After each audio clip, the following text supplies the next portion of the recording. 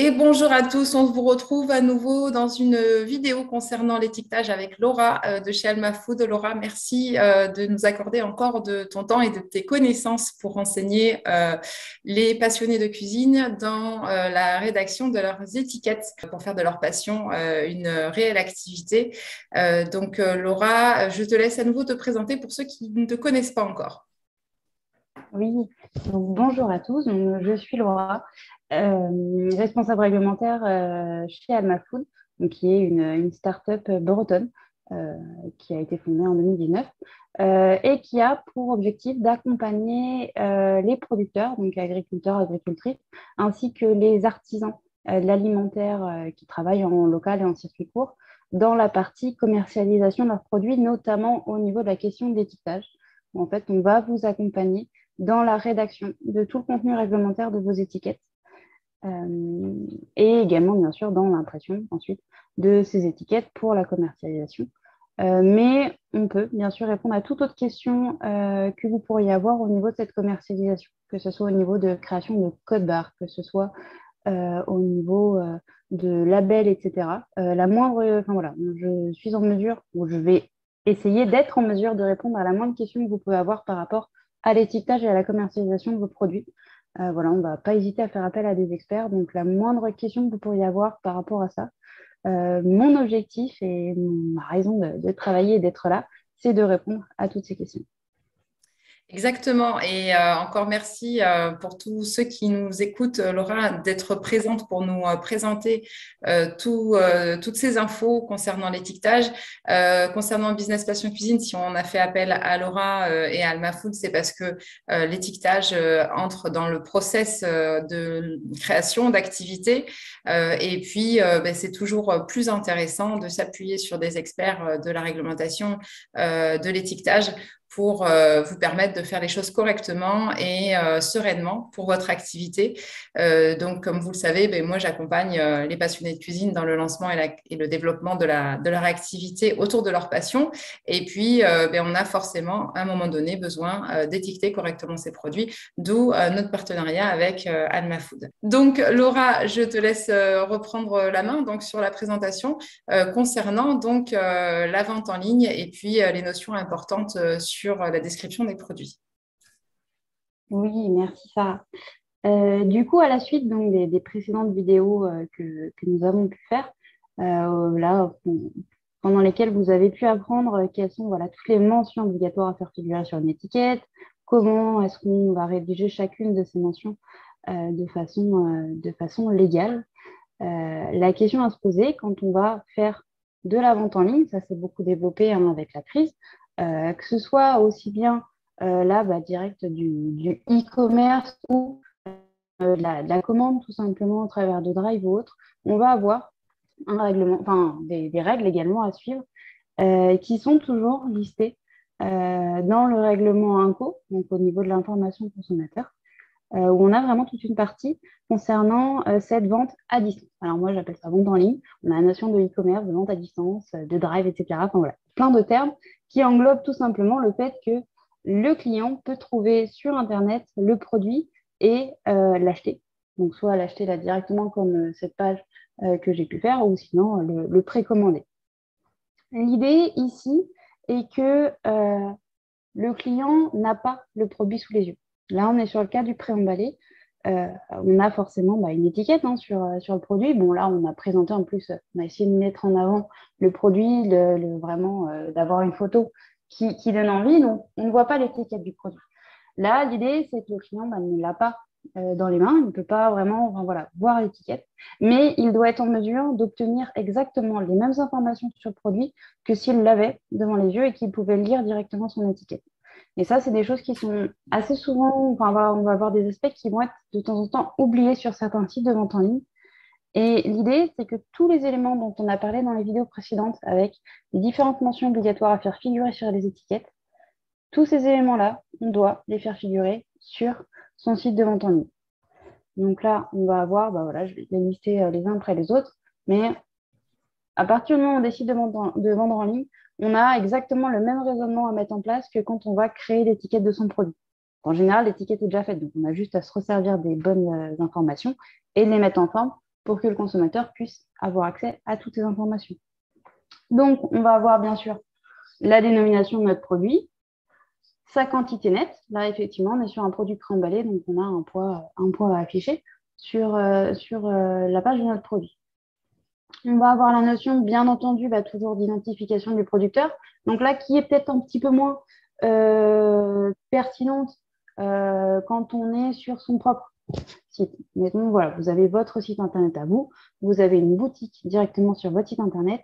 Là, bon, on se doute bien que cette petite partie sur l'identification du producteur, elle n'est pas pertinente étant donné qu'on est déjà sur votre site. On sait que ce sont vos produits. Mais mettons, on a plusieurs cas de figure. Là, on est sur votre site de vente en ligne, à vous, mais vous allez effectivement proposer les produits de votre voisin, de votre partenaire, pour pouvoir étoffer un petit peu plus votre gamme et puis également pour pouvoir permettre à votre voisin qui n'a pas forcément son site de vente en ligne de commercialiser également ses produits. Où là, du coup, on a clairement un intérêt à préciser que ça vient de tel producteur ou de telle entreprise locale. Et cette information est également importante quand vous allez vendre vous-même au travers de plateformes. Il y en a énormément qui sont développées. C'est souvent une méthode qui est beaucoup moins coûteuse que de développer son propre site de e-commerce. Puis d'un point de vue technique, ce n'est pas toujours compliqué. Moi-même, je ne suis pas du tout informaticienne ou développeuse web. Du coup, un site de vente en ligne, il y a énormément de choses à savoir. C'est très chronophage. Bon, il y a des plateformes qui existent et qui sont là pour justement aider à ce niveau-là. Donc là, sur celle-ci, il y a clairement un intérêt à avoir l'identification du producteur. Autre information, bien sûr, c'est notre liste de composition. Pour rappel, dans la vidéo précédente, on avait détaillé exactement comment bien rédiger cette liste de composition. Donc, elle est présente sur l'étiquette, là, pour le coup, de votre fromage de chèvre. Bon, on la reprend à l'exact sur le site de vente en ligne. Alors, souvent, quand on n'a pas vraiment la possibilité de faire de la mise en forme, là, j'ai souligné le lait et les ferments lactiques qui font partie de l'allergène lait. Quand on n'a pas la possibilité de faire de la mise en forme en le mettant en gras ou en souligné, souvent on a un autre encart en dessous avec la précision justement sur ces allergènes. Étant donné qu'ils sont obligatoires, il faut être en mesure de les mettre en évidence. Quand on ne peut pas le faire au travers d'une mise en forme particulière, autant les préciser directement, de façon claire et nette, les allergènes et l'énumération de ces allergènes, directement liés à notre liste de composition qui est juste au-dessus. Surtout que là, on est moins limité par l'espace. Donc, ça nous permet de détailler un petit peu plus. Souvent, quand on fait un choix plutôt que l'autre sur une étiquette, c'est aussi parce qu'on est limité par l'espace de l'étiquette, qu'on a besoin que les éléments, on va dire, soient visibles assez facilement et d'un seul coup d'œil sur l'étiquette principale. Là, en l'occurrence, sur le site, on a quand même un petit peu plus de place. Donc, on peut se permettre de préciser plus en détail les allergènes. Tout à fait. Tout à fait. Et de même pour notre déclaration nutritionnelle. C'est vrai que, comme je le disais dans la toute première vidéo que nous avons faite, quand on fait partie, quand on a obtenu la dérogation de la déclaration nutritionnelle et qu'elle n'est pas affichée sur l'étiquette de notre produit, alors soit c'est un souci du fait qu'on n'a pas envie de s'embêter à les obtenir, c'est une raison, mais il y a également souvent, et notamment pour les fromages, je le rencontre assez souvent, quand on a une étiquette qui n'est pas très très grande, ça prend de la place quand même, ce petit texte. En général, c'est 3 à 4 lignes quand on évite de mettre le tableau. Souvent, c'est aussi un problème de place. Quand on demande cette dérogation, c'est souvent un petit souci de place. Là, on a cette opportunité de pouvoir les afficher, donc de donner peut-être de l'information en plus au travers de la vente en ligne. On a donc bien entendu toujours les conseils de conservation et d'utilisation du produit, ainsi que... Ah non, je ne l'ai pas affiché, je n'ai pas mis le petit encart. Non.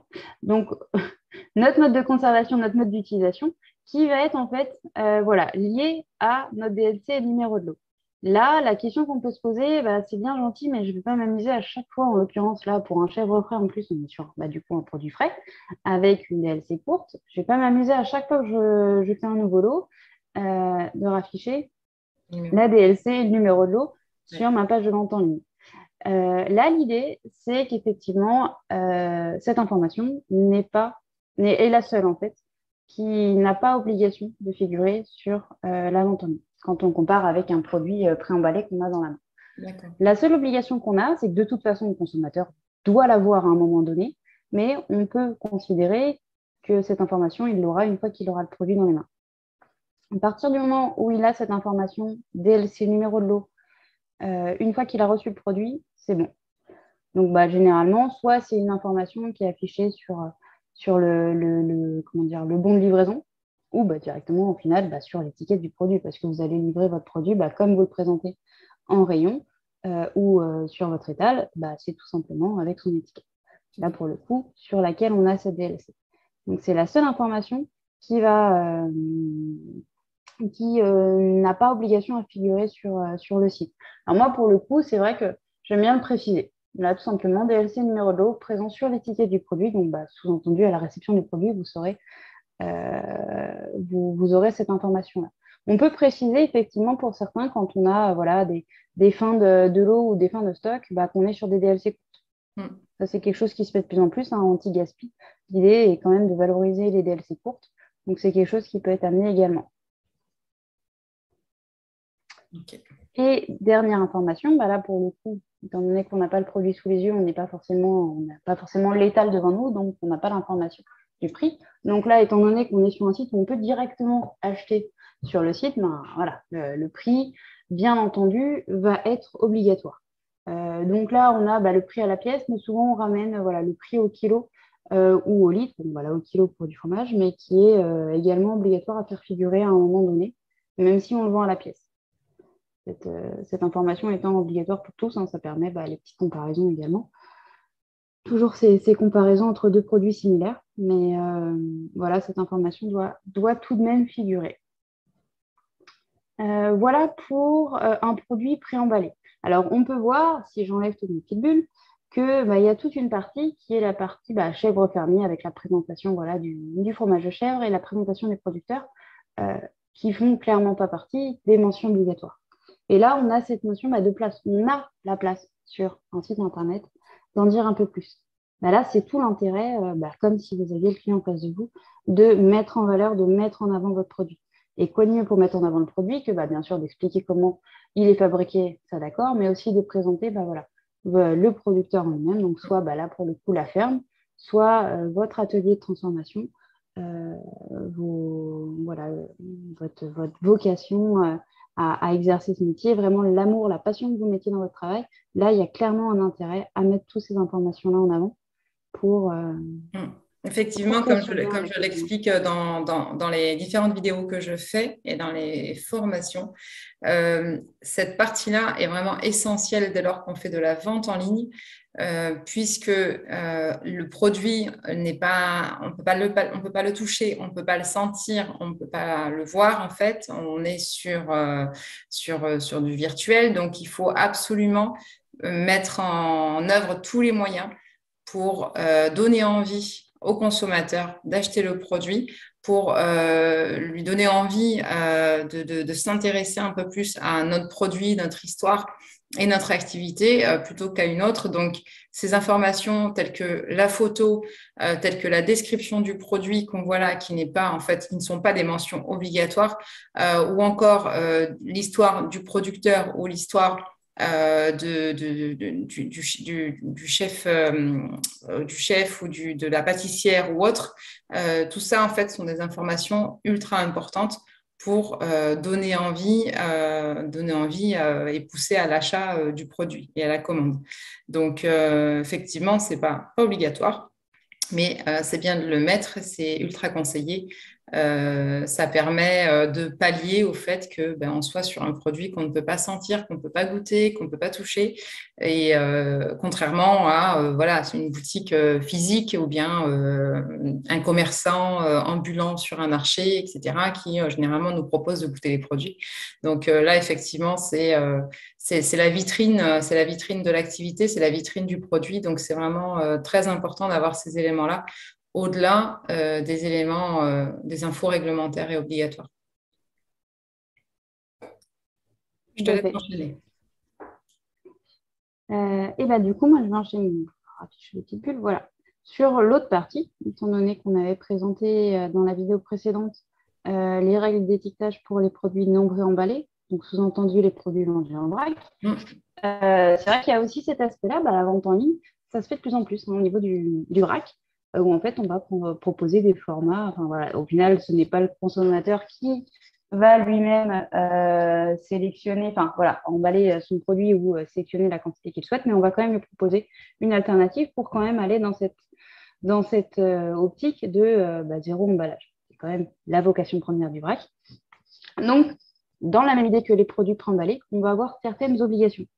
On avait vu que les obligations d'un point de vue étiquetage ou en tout cas information affichée à proximité du produit vendu en vrac, elles sont bien moins importantes que pour un produit préemballé. C'est exactement la même chose sur la vente en ligne. Là, on est d'accord qu'on est sur quelque chose qui a exactement la même tête que ce que j'ai présenté avant. C'est pour vraiment montrer l'intérêt de la vente en ligne qui permet d'afficher beaucoup d'autres informations que celles exigées en fait juste sur un silo de vrac où là, on peut aller beaucoup plus loin.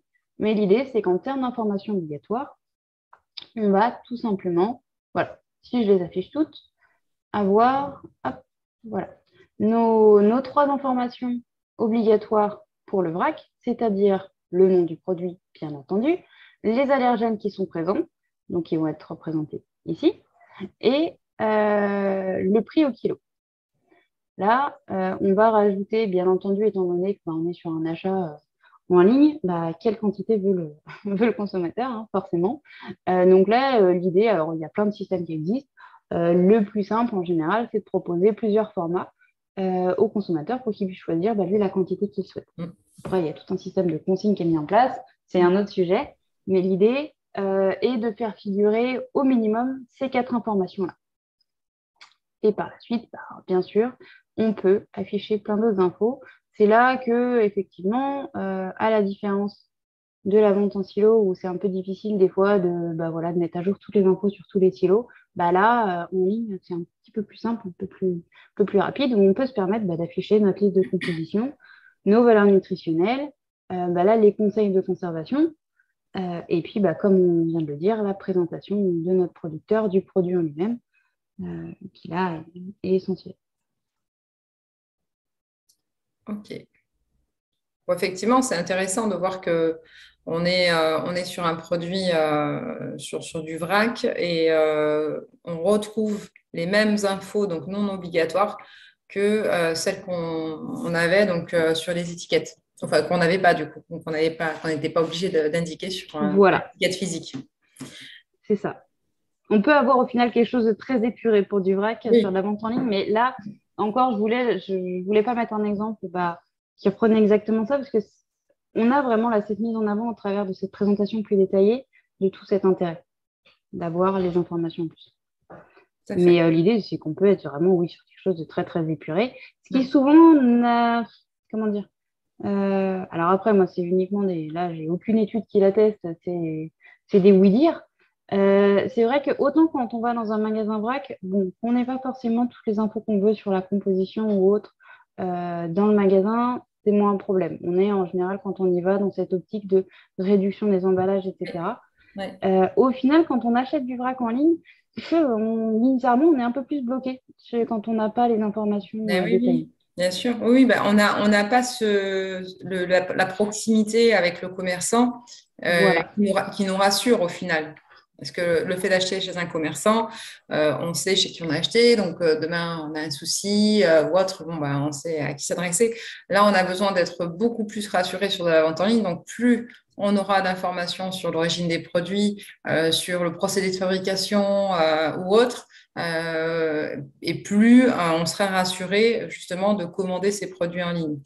C'est cette notion-là de un peu ce besoin d'être rassuré sur un achat, d'être rassuré sur le fournisseur, le fabricant, qui nécessite justement qu'on mette un peu plus d'infos, que ce soit pas spécialement plus épuré que ça, puisque autrement, c'est pas rassurant pour le consommateur et puis c'est pas l'idéal pour nous parce que forcément on fera beaucoup moins de ventes que si on avait pris le soin d'étoffer la source d'information et le contenu sur sa page de vente. tout à fait. Ok, Voilà, c'était des informations que je veux transmettre par rapport à ça. Donc, petite vidéo courte, mais pour des petits rappels, voilà, qui me paraissaient importants. Alors, je me permets aussi de repréciser que le site de vente en ligne, certes, peut être intéressant. Alors, c'est vrai que quand on se lance, il faut avoir la disponibilité pour, mais rien que d'avoir une présence sur les réseaux sociaux en présentant ses produits. Pas forcément en proposant de vendre voilà, en ligne, mais de pouvoir présenter ses produits en ligne, il y a vraiment un intérêt pour les consommateurs. On a pu, enfin voilà, aujourd'hui on est sur nos téléphones, je ne sais plus les chiffres qu'il y avait, mais c'est impressionnant le temps par jour qu'un Français passe sur son téléphone.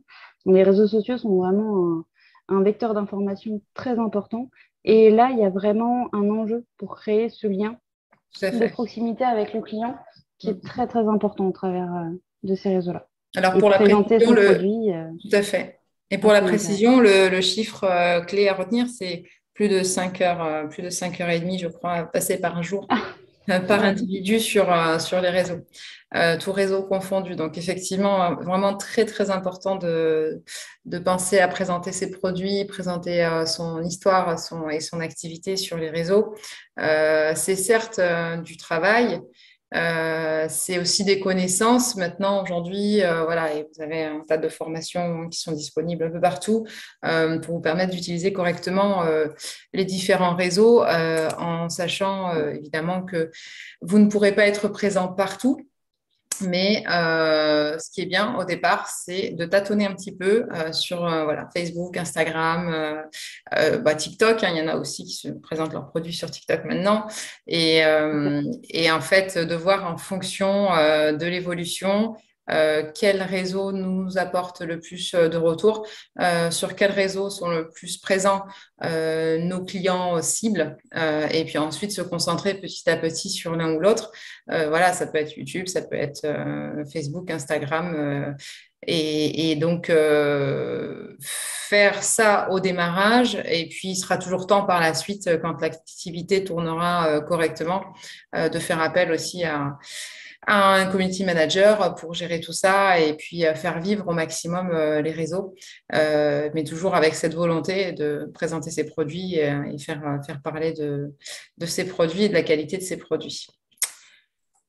Très bien. Eh bien, écoute, Laura, merci beaucoup pour cette nouvelle vidéo. Donc, certes, comme tu disais, courte, mais riche quand même en informations, parce que voilà, je pense que beaucoup d'entre vous ont appris un certain nombre de choses sur cette vidéo, et puis des choses que vous allez pouvoir appliquer sur vos étiquettes, hein, pour vos produits. Donc, encore une fois, n'hésitez pas à contacter Laura et à contacter Alma Food via le lien que vous trouverez en description sous cette vidéo. N'hésitez pas à poster vos commentaires aussi, vos questions en commentaire, et on y répondra sur de prochaines vidéos. On va programmer assez rapidement les prochaines avec Laura.